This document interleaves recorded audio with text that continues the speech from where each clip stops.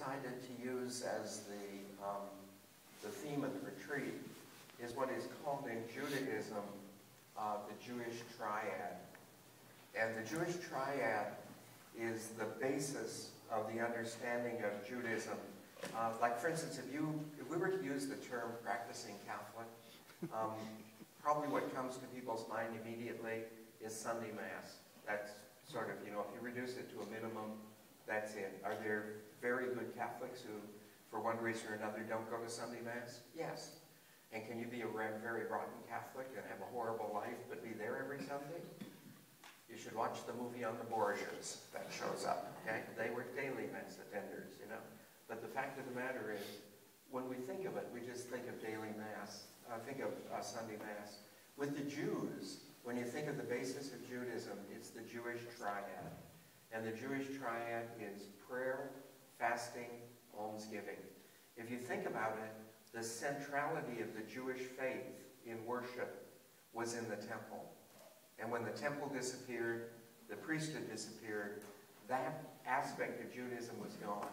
And what remained in Judaism was the fact of prayer, almsgiving, and fasting. And so we're going to look at those three things on these 3 days. What we're going to look at, first of all, today is the concept of prayer.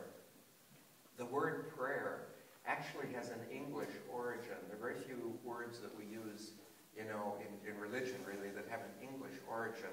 But you're familiar with the word when you see a play or something, they'll say, I pray thee. And that's the word that is the essence of our word for prayer. And the main thing to notice about that word is that word means petition. It, in essence, means to ask for something, petition. Now, I think we know that when you and I stand in the presence of God, there are many different prayers. There are prayers of praise. We consider the Eucharist essentially a prayer of praise. But there are prayers of praise, there are prayers of petition, there are prayers of thanksgiving. We think of all this variety. But the fact of the matter is, because of the relationship that you and I have with God, every prayer is essentially a petition. And when we're praying, with regards to a prayer to glorify God, woven in there is the petition that you and I actually recognize who He is. And when you and I thank God about things, woven into it is that you and I will have other things to thank Him for. And when we stand before God, just because of who we are and who God is, there is the nature of petition woven into every prayer. It's a part of the prayer itself. A second thing to notice about prayer in the church, we make it a point in the church, you find this in Judaism too, that in prayer it is important to address God in the second person, you. And if you listen to prayers, it is possible for a prayer, and this is particularly, you find this in Hinduism and stuff like that, the prayer actually evolves into a third-person prayer. And whenever you speak in the third person, you're actually talking about a person rather than to a person, okay? And I'll show you how we do it in our prayers. We will say, Lord God Almighty. Well, as soon as we say Almighty, we're saying, you're Almighty. You don't address Him that way. And so one of the things in prayer is to be very careful about having it evolve into third person. It ceases to be a prayer when you and I are talking about Him rather than to Him.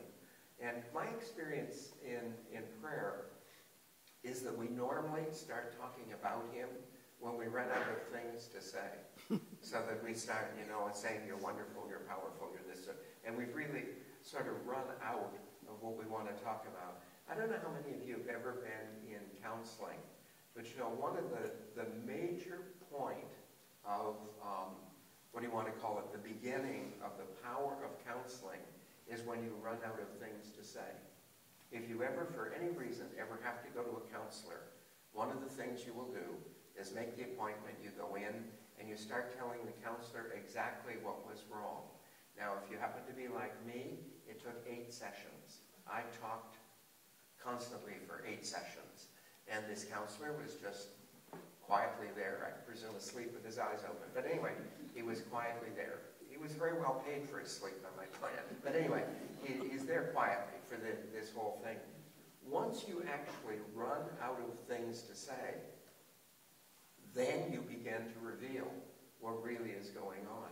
And if I were to compare it, I'd compare it to going to a doctor. You know, when you go into a doctor, you go in because of something that's bothering you. But when you get into the doctor, actually you find out what's really going on. An example is you can go in with a problem in your leg, that your leg's bothering you, and by the time the whole thing's over, you have back surgery. The thing is, it's not your leg at all, but the fact of the matter is that's where you felt the symptom. Well, in relation to God, it's exactly the same thing. That when you and I come before God in prayer, if we run out of things to say, it's a good idea to be quiet, okay? I remember my mother telling me as a little boy, she says, if you have nothing to say, say nothing. Pure and simple.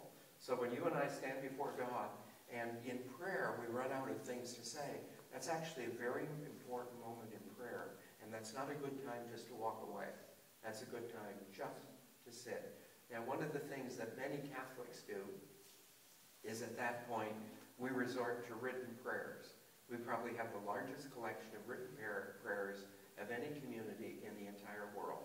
And if you run out of written prayers, we have ways for you endlessly to repeat the same prayer, okay? We have all kinds of ways of doing it. So it's something important to remember that when you're actually engaged in the conversation with God, when you run out of things to say, it is actually a very important moment. It is an important moment that oftentimes reveals really what's going on. Also in prayer, in our community, we speak to God as centered within us, okay? I believe that God is centered within me, but I also believe that I and God are not the same person. God is centered in me, but God and I aren't the same. I can actually pray to the Lord. We probably don't think a lot of that in the United States, but if you go to countries where worship was forbidden, or they couldn't go into churches, one of the great things about Christians is they have that wonderful sense that you can stand and pray to God anywhere, at any time, and it's because God is within you. You carry God wherever you go. God is within you. And when you speak to God, you speak to the God who is centered within you. Another thing to understand about prayer is that prayer is always, essentially, a response to God. God initiates the whole thing. When we were in the seminary, and they were teaching us about the liturgy, they told us to treat the Eucharist as though the Eucharist is the Pope. You know, to treat the Eucharist as though the Eucharist is God, you and I don't, sort of compute that. But if you think of the Eucharist kind of as the Pope, and I give you an example, Eucharistic ministers, I tell them, when the Eucharist is over and we are combining the Eucharist in the ciborium, then you put the Eucharist in the ciborium, take the Eucharist, and go to the tabernacle and leave everything else, as you notice they did today. Exactly right. You take the Eucharist to the tabernacle, just leave everything else. Why? Think of it if you were having dinner with the Pope. If you had the Pope over to your home for dinner, would you have him sit at the table till you cleared it and then take him into the living room? That is the way you do it. You would attend to the Pope, then to the dishes, okay? And this idea of considering, the God in terms of the Pope, think of it with regards to this idea of the initiation. Do you know there's not one of us in this room that would have the power? I suspect a couple of us might have the guts, but none of us would have the power to actually invite the Pope to dinner. Okay? If I was to have dinner with the Pope, there's only one person who could get me there, and that is the Pope. The Pope could invite me to dinner. By God, I'd be there. Okay? I would be there. But I can't invite him to dinner. It doesn't work that way. And one of the things to understand that's true of God, you and I do not have the ability to call God. We don't have the ability to invite God. Whenever you and I pray, one of the essential things to understand is we have been invited into prayer by God, or you wouldn't be praying. The situation of prayer always begins with God. And And whatever you do is a response. I want you to know that in my life, that is one of the most interesting things when I look about children. If you were raised in a family like I was, all the saints had assigned duties. You know, St. Blaise took care of your throat. St. Anthony found golf balls. You can just, everyone has an assigned job. And when as a little kid, you would see a little kid and he would lose his tennis ball or whatever, and he'd say a prayer. Well, the amazing thing is take away the tennis ball and take away the saint and all this sort of thing, and what's going on? God, the infinite head of the entire universe, has decided he wants a conversation with that kid, because that's exactly what's going on. Thousands of children who lose tennis balls and never turn to God in prayer. I'm sure millions of golf balls are lost and no one turns to God in prayer. The fact of turning to God in prayer is a direct and purposeful invitation from God. And I used to think of that in the seminary. We used to get up at an unreasonable hour, and we would go into the church and all this sort of thing. And you think of why are we in church that time in the morning? Well, part of it is the fact that, it's part of the rule, all that sort of thing. He says, the priest was telling us, he says, essentially, you've been invited there by God, or you wouldn't be there. The fact of the matter is, there are people, lots of people who don't go to church in the morning, lots of people who aren't involved in prayer in the morning, lots of people. The fact of the matter is, whenever you are involved in prayer, it is a direct and purposeful invitation that comes from God first. You're responding to God in prayer. And I think one of the things to understand about that is it makes it even more important that you and I should be able to listen to God in prayer. I think you know that other than very casually, when a person begins a conversation, the person who begins the conversation has something to say. They'll say, Jim, I'd like to talk to you. Well, we may go through the niceties that you do with regards to conversation. I sometimes find that very difficult. I sometimes want to say, well, what do you want? This sort of thing. That's one of the deadly things in the Mideast. In the Mideast, when someone begins a conversation with you, you have to remember you have 10 minutes of just meandering everywhere. You can't say anything important in that period. And then they'll tell you what they're about. But the fact of the matter is, if every prayer is an invitation from God, then every time I really pray, God has something to say. And it's important to find a way in your prayer to make room for God to speak. If prayer essentially is a conversation, there has to be a way for God to speak. There are a lot of ways to do this. One of the things that some people do, and this was Teresa of Lisieux used to do this, she would turn to God in prayer, and when the prayer was finished, basically what she would say, she would listen during the day to the fact that God was giving her some response through some person, some reading, something that happened. She expected a response during the day, and she usually found one. But that's one way to do it. Another way is to sit and see how God inspires your heart. I think one of the things that many people have with regards to prayer are distractions, that they'll, be having prayer and they're all upset about distractions. What I was taught in the seminary is there is no such thing as a distraction in prayer. Distractions do not exist in prayer. If you're praying about something and something else starts coming into your mind, it is usually God trying to change the subject. So if something else comes into your mind, that's what you're supposed to pray about. That's what you're supposed to be involved in. Remember, prayer is always a dialogue. It isn't a matter of just coming to God, making a presentation, and going home. Prayer is supposed to be a dialogue, and the key to the dialogue is listening. The key to the dialogue is listening. Another thing with regards to prayer, prayer is tied to the deepest element of faith. I think you know that the word faith is used several times in the Bible, several different ways in the Bible. One way it's used is the things you believe, and we do that in the creed. I believe in this, I believe that, I believe the other thing. That's one thing of faith. Another thing of faith is what we believe someone else will do. It's a natural faith, okay? But there is a very deep faith is a sort of a relationship with God, and that is the faith that is salvific. And it is, if you want to call it, the ground out of which prayer springs. Prayer comes out of that deep, deep faith. And the other thing about prayer, prayer will endlessly test that faith. The prayer that comes out of the faith will simultaneously test the faith. And that's one of the things prayer is supposed to do. Prayer is supposed to be a test of faith. And if I were to give an example of the test of faith, I remember vividly the first day I ever had a prayer that wasn't answered. You know, when I was a little boy being raised, all my prayers were answered. And I don't know whether that says something about the poverty of what I was praying about or what, but it was really true. The first instance where I ever had a prayer that wasn't answered, I had an aunt who had lost 3 children in pregnancy. And she had what's called RH factor. And she was pregnant for the 4th time.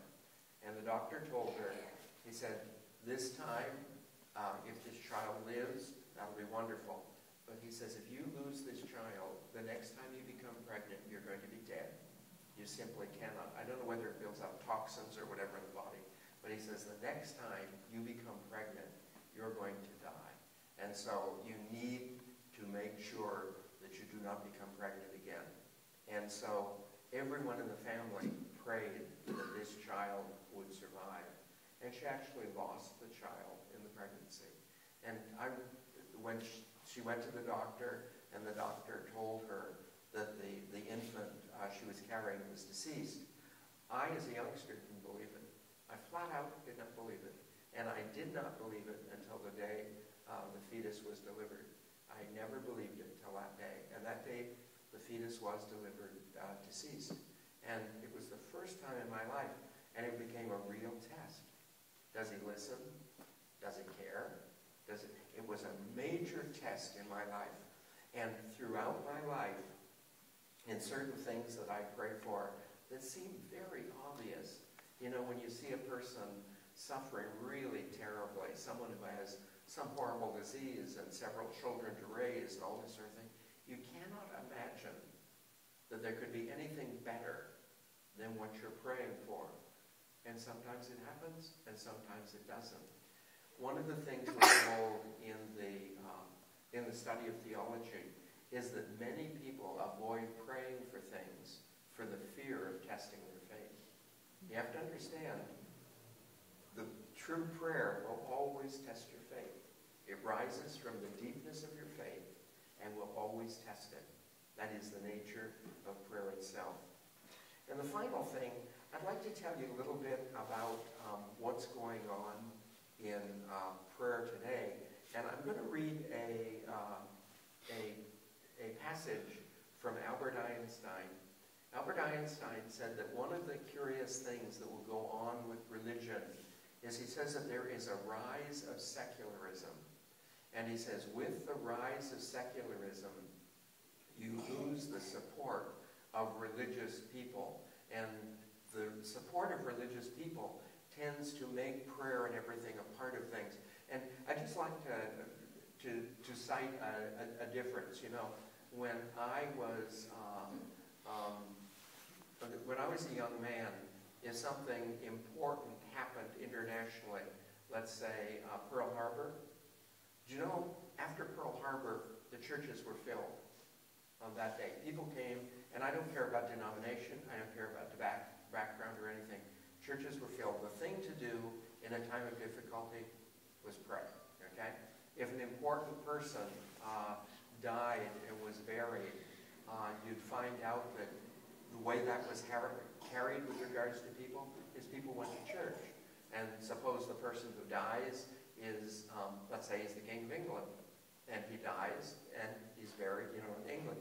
You'd find Catholics would go to Catholic churches to pray about that. Baptists would go to Baptist churches, ignoring the fact that the King of England is buried in an Anglican church. That wasn't the issue. The issue was when you went about these things. And today, people don't know what to do. So, like, for instance, you have someone like Princess Di dies. So what do? You just put a mound of flowers in front of her place, because no one knows kind of what to do anymore. And the thing is, we don't have this sort of basic concept of prayer. One of the things that Einstein said is that with the rise of secularism and the lack of this inter-support of prayer, you're going to see many, many people, and he suspected most, fall away from religion. And he says the reason is most people today are actually falling away from superstition. He says for many people, religion is superstition, and it's under the guise of religion. And he says people who are actually in that superstitious state, with the rise of science and science's ability to explain all these different things, then their faith will sort of disappear, will not be there. And anyway, let me give you this quote from the writings of Albert Einstein. He says, the main source of the present-day conflicts between the spheres of religion and science lie in the concept of a personal God. It is the aim of science to establish general rules which determine the reciprocal connections of objects in space and time. The more a person is imbued with the ordered regularity of all events, the firmer becomes his conviction that there's no room left by the side of this ordered regularity for causes of a different nature. For him, neither the rule of human nor the rule of divine exists as an independent cause. In other words, everything is nature, the way nature folds. It is not an independent human being. It's not an independent God. To be sure, the doctrine of a personal God interfering with natural events could never be refuted in the real sense by science. For this doctrine always takes refuge in those domains in which scientific knowledge has never been able to set foot. And what he's basically getting at here is this thing of science can never be expected to prove the existence of a personal God, and science cannot disprove the existence. And that's what I talk about, this deep faith that gives birth to this and brings it about. Now, I'd like to speak a little bit about the example of Jesus. One of the powerful things about Jesus was revealed in the scriptures as a man of prayer. But there was one specific thing about Jesus, was the fact that Jesus' prayer was very private. We only hear the prayers of Jesus sort of offhand. And I'll give you an example. When you hear the words that Jesus speaks from the cross, that, my God, why hast thou forsaken me? I thirst. I could go through the whole list of them. Do you know that all the words that Jesus says from the cross are in the Psalms? They're all verses and phrases from the Psalms. And almost everyone today is of the opinion that what Jesus was doing was on the cross was praying. But Jesus tended to pray privately. And so you just overhear a phrase or something periodically. When I was studying theology, they were under the opinion that these statements were made very specifically by Jesus, and there's a whole theology of the 7 last words built on that. And without in any way violating that, because it could be a theology on it anyway, that oftentimes today we look at those words as actually being accidental. He was praying, and periodically they heard a phrase. Prayer was an intimate part of Jesus' life, but he was so private in his prayer that the apostles had to specifically ask him, Lord, teach us to pray. And you look through his entire thing, he never did that. And why? For Jesus, prayer is a conversation with God. And so if it's a conversation with God, if you can talk to anyone, you should be able to talk to God. It isn't a matter of being trained in a set prayer. It's a matter of just sort of opening your heart to God. Now, I think one of the experiences I have had personally is periodically you find a prayer that really better expresses what you want to say than you are saying it. And I think that's why a lot of people have favorite prayers, is the prayer actually expresses exactly what they want to say and sort of says it better. It's kind of like a poem. You know, the Hallmark actually makes a living with this. who'll put in a card and say exactly what you want to say and better than you would say it. They pay people better to do it than you'll get paid. So anyway, you take the card. Well, I think prayers sometimes do that. But to understand that the prayer is essentially a conversation. You'll also notice that prayer, as we see it in the life of Jesus, is very tied to important moments. We'll notice him pray at the time of his baptism. He specifically will go pray at the time that he chooses the apostles. And if you've never heard it before, one of the most interesting analysis when you regard prayer is to think that Jesus turned to God the Father and spent an entire night in prayer before he chose the apostles. And then he came down and chose Judas, who was one of the apostles he chose. And it's the idea that that's the way prayer works for everyone. Did that test the faith of Jesus? I'm inclined to think it might have. That's the whole thing. Prayer grows out of faith, and prayer tests faith simultaneously in the same thing. The last moments of Jesus are filled with prayers. If you read the account of the Last Supper, which is really fills a large part of John, probably 2/3 of the Last Supper was spent in prayer. 2/3 of the text we have are Jesus praying. And one of the most important texts, probably the two most important texts for me personally in the words of Jesus, are Jesus will state at one point when the apostles are concerned about Jesus and prayer and everything, he will say to them in these exact words, he says, "The Father loves you as much as he loves me." And the term he uses as much is quantitative and qualitative. And so it's the idea that if you were to stand before God with Jesus and you were to ask God the Father who he preferred, he could not answer that question. The love that God has for you is not less than the love he has for Jesus. The second text that is most important to me appears in that prayer in the Last Supper, and where Jesus turns to the Father and says, "I want the people that you have given to me to be with me in paradise." And to me, the power of that prayer is that is the very night before he's about to go through the crucifixion, all these sort of things. Can you ever imagine the Father refusing Jesus anything at that moment? Absolutely not. To me, that is the prayer on which our salvation is built. That Jesus turns to the Father and says, "All right, I'm going to do this, but I ask one thing, that when I get there, these people are with me." It's unbelievably powerful as a prayer. But we see Jesus' life is molded by these prayers, and he's very, very involved. Again, we seldom know the content of the prayers. And when the apostles asked to pray, I think one of the most interesting things about the prayer he taught them is when you begin to look at it, it isn't really petitions for God. It's trying to talk to them, like it's hallowed be thy name. You know, there's nothing God's ever done to make his name any less holy. The problem is the way I use it. Okay? He says, "Thy kingdom come, thy will be done." Thing is, when you and I are all doing God's will, this will be heaven. That's what makes heaven, heaven.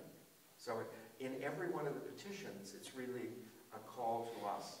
And the final thing, and it's part of that prayer that Jesus asked about us being with him, the final thing is we're told that Jesus prays forever. The relationship that Jesus stands in with the Father is that he prays forever. And he prays particularly whenever people gather in prayer. When two or more are gathered, I pray in their midst. So as we gather as a community, there is the prayer of Jesus. And I'd like to emphasize this for a moment, is, you know, in the Roman Catholic liturgy, we believe the liturgy is related to prayer in two ways. It is a prayer in itself, but the relationship is two ways. The first thing is that the liturgy should be an extension of our personal prayer. When you and I come together in the liturgy, the presumption is that we actually have a prayer life outside the liturgy. And I think that's one of the reasons why a lot of people find the liturgy meaningless, is they don't bring a prayer life to the liturgy. Because I hear people point out different things wrong with the liturgy. You know, I don't like the music, I don't like the ceremonies, the sermon's too go through a whole list of things. But the fact of the matter is, there are lots of us, and I include myself with this, who have listened to homilies that, by the time he's finished, you're really surprised someone in the congregation has not actually murdered him. You stand in awe of the congregation. We've listened to music that would drive cattle from the room. Okay? I could go through a whole list of things, but the fact of the matter is, you and I are not just there for all of that. You and I actually bringing a prayer life, a private prayer life, into a community of people who pray. That's the linkage there. And then you and I, in the liturgy, should find the inspiration for prayer as well. In the liturgy, we learn about the events of Jesus' life. We learn about how God has dealt with the Jewish people. So that the liturgy is supposed to be the extension of private prayer and the motivation or inspiration for private prayer. It's supposed to be connected to private prayer. A couple of other things about prayer is that the famous passage where Jesus says, no one who, if your son were to ask you for a fish, would give him a snake. And you remember what that means. There's a snake in the Red Sea called the banded sea snake, a very, very dangerous snake, one of the most venomous snakes in the entire world. And it's a snake that never leaves the water. If you were to see a banded sea snake, you'd notice that the tail is actually very flat, and it's used as a way to swim. But the fact of the matter is, all snake, and it's an air-breathing snake, it just never comes out of the water. But all snakes in part of the growth thing of a snake is they must shed their skin. And the banded sea snake, in the way it sheds its skin, it has to come into very shallow water and run through the sand. And running through the sand, it's able to do the same thing with his skin that a normal snake does, just going along the ground.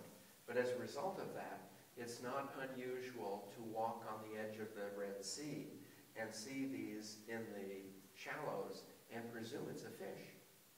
But if you were walking your child along the sea and they saw that and you looked down, you would not hand your child the snake.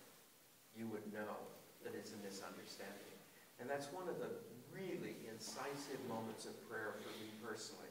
When I look back at my life being raised as a child, my parents did thousands of things for me that I knew were bad. I knew they, shouldn't have happened. I go through all this sort of thing. And I lived to find out they were the best thing in the world for me. Why was I drugged to the doctor for every possible inoculation while other kids didn't? Why did I have to go to school while other kids were surfing? Why I could go through a whole list of things. And the fact of the matter is, today, I knew what was going on. So I look the same thing in God's presence today. I think the relationship between myself and God now is the same relationship I had with my parents. I believe that what God does for me is the best, and I believe one day I'll know it. But right now, oftentimes things happen that I don't understand and I don't realize. But again, I've gone through a whole period of my life where wonderful things were done for me that I thought were awful. So I'm at peace with somehow how it works out. The other thing to notice about God is timing. I think his timing is flat out rotten. Okay?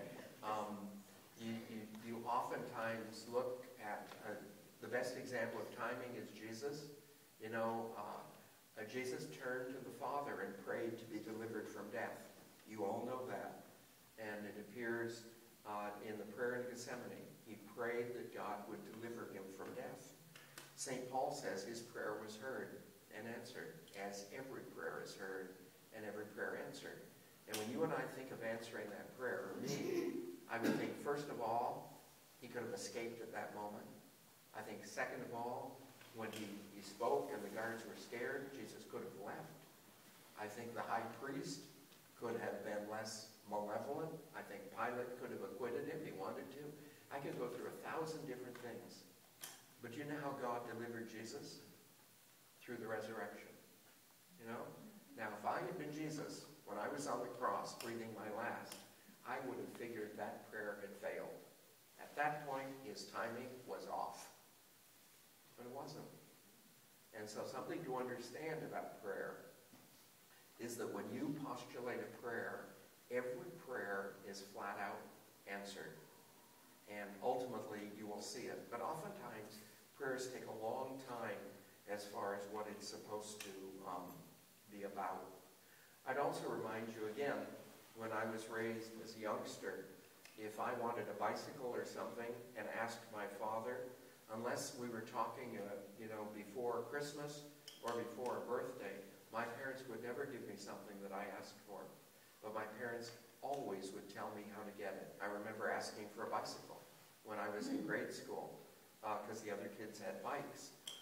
And my dad said, I'll loan you the money for a bicycle if you want to get a paper route. He says, if you get a paper route, you'll pay for the bicycle in about 6 months. And so that's what I did. I told my dad one time I wanted to go on a cruise, and my dad offered to get me a job on a cruise ship. I mean, it would never occur to me that if I said to my dad I wanted to cruise, he'd hand me a ticket. That's not the way my family worked. But I have never made a request of my parents where I wasn't told a way to do it. Endlessly. And I think that's one of the things with God. We sort of present our petitions and get away before He can tell us how to do it. But we want to be in prayer. We want to be able to hear this, what God's about. The final thing, I'd like to take just a little bit of time and talk about the prayer of the church. I think we're about ready to go through some changes in the liturgy. The translation is changing.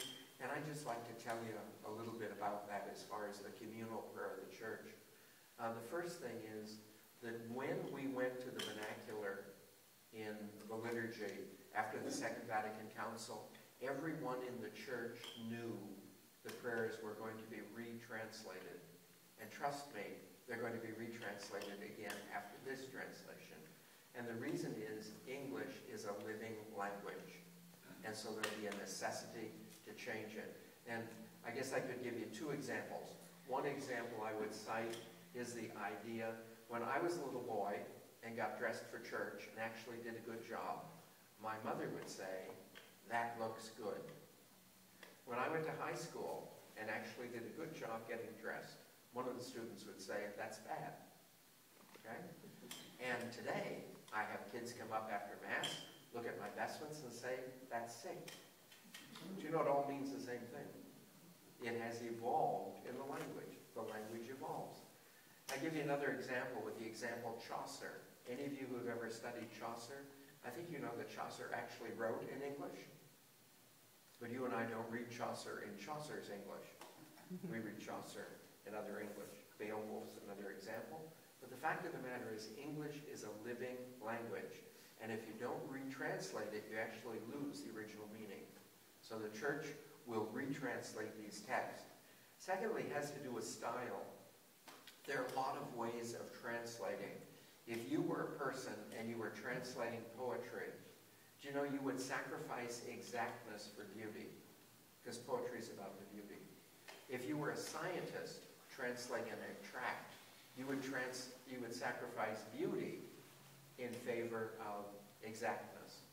And probably the most common way of translating you and I know is interlinear. Like do you remember when you studied Spanish or French in high school? That you used to translate each word as it went through and then sort of put together a sentence. That's an interlinear translation. The translation that we have in the liturgy today is called a common translation. A translation that's very free. They took the text and they freely translated the text. So they carried the meaning, but they tried to make it very friendly and common. And that's the thing they went for. Different countries went for different things in different texts. And when John Paul was traveling around the world, he became very unhappy with that. And one of the reasons why is that when he celebrated the Eucharist in different languages, it was almost unrecognizable from another language, although they were all translations from the Latin. The Latin remains the basic language in the Catholic Church, so they were all translations from the Latin. So what John Paul requested was that every community go to an interlinear translation. So our next translation will be interlinear. It should begin first Sunday of next Advent. But the next translation will be interlinear. Incidentally, if you're curious what that might look like, any of you who ever had a St. Joseph's Missal and used it, when you went to church, if you have managed to keep that, the St. Joseph's Missal translation is very close to what we're getting. It is an interlinear translation, so it's very close. Every country in the world that does not have an interlinear translation will be required to produce one. And what the Pope would like is that when you and I, let's say, go to France, we will recognize, even though we don't recognize it, maybe understand the language, you will recognize it as being the same text in English. You see it in Spanish and all these. You will basically recognize it because it's interlinear. If you know one or two words, you'll kind of notice them. Okay? And so that's what they want to do. The other thing is they want the language a little more formal. And so they're using more formal words. One of the things that people really love about the King James translation is that it is so different from daily language. It carries a certain formality to it. And so there'll be some of that in the new liturgy. One of the things that happened with the liturgy is when we went to a common or a friendly translation, one of the unforeseen events is that it affected the way the liturgy was carried out. In many places, the liturgy became very casual. And I don't know about you, but I've attended liturgies that I found them embarrassing. That I just think that they were, just unnecessarily casual. And I'll give you an example. I don't know how many of you have ever been to St. Peter and Paul in San Francisco. It's an Italian church, absolutely gorgeous. It's one of those beautiful churches in San Francisco. But anyway, I was there one time during Easter, and they have the most beautiful statues in niches and everything. Every statue in a niche was covered by a felt banner with something written on it. And the idea of the beauty and the solemnity of the building itself was lost in favor of all this felt stuff. And I think you know that right after the change, the music was that way too. And it sounded like a hoedown. They really didn't, carry the solemnity. So one of the things the church is trying to do is use a little more formal language in the hopes of bringing more formality to the liturgy. And the last thing is a loss of spontaneity. Unfortunately, in this diocese, I think that's going to be a real loss. But in the liturgy, many prayers in the liturgy, they give the prayer in the missal, and beside it, it says, in these or similar words. They gave the celebrant the opportunity to use it spontaneously. And I think in our diocese, largely under Bishop Ryan, Bishop Ryan had a lot of rules with regards to liturgy in the diocese that made the liturgy in this diocese, I think, some of the best I've seen anywhere. We also had these liturgy conventions for a while in the diocese, convocations rather, and so people were kind of well trained. And I think the spontaneity thing in our diocese has been used very well. But I don't know if any of you in ever traveling have gone into a church where the spontaneity was so used that when you got finished, it wasn't as though it was a Catholic Mass. It was his Mass. It was just set up to, and that's really a misuse of the spontaneity. But it appears through the church in general, the spontaneity was more misused than correctly used. But again, in this diocese, I think it was well used. So in our diocese, I think the loss of spontaneity is going to be a loss. But in many places, it will be a breath of relief, believe me. So I think that's one of the changes that's going to come. And perhaps that will change in time too. The final thing to say about this is the difficulty of the new translation won't really affect you. There are very few words that change in what the laity is using. But it is going to be a long time for the clergy to get used to it. And the reason is the prayers and things for the clergy are extremely difficult. One of the qualities of Greek, and remember, the language of our church was originally Greek. So when the language became Latin around the 300s or 400s, when the language of our church became Latin, what happened was we picked up some of the qualities of the Greek when we went to Latin. One of the qualities of Greek is if you want to say something in Greek, what you do is you say the most important thing, and unimportant things are put in descending order in clauses in the same sentence, which makes it flat out impossible to read in English. And probably any of you who's a lector, who has ever had the misfortune to read a passage from Paul, you know exactly what I'm talking about, okay? And I don't know if you've ever heard this. Paul has the honor and the distinction of having written the longest sentence in Greek writing anywhere, flat out. But they go through these clauses endlessly, which makes it very, very difficult to read. So I think there'd be a while before priests get used to that, but it'll take some timing and education, lest they end up sounding like Paul. Okay? And just in conclusion, I wonder if anyone has any specific questions. Then we'll go over to the reception. Anyone? Thanks very much.